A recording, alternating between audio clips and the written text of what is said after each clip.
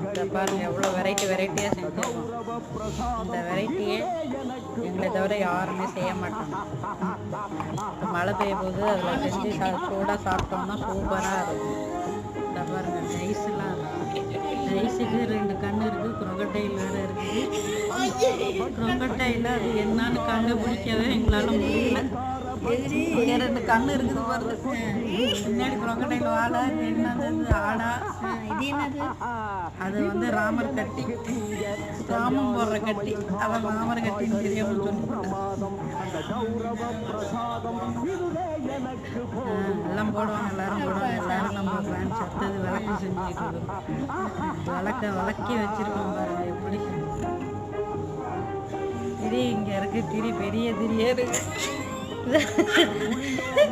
வச்சு கொளுத்தி வேக வைக்க போகிறோம்.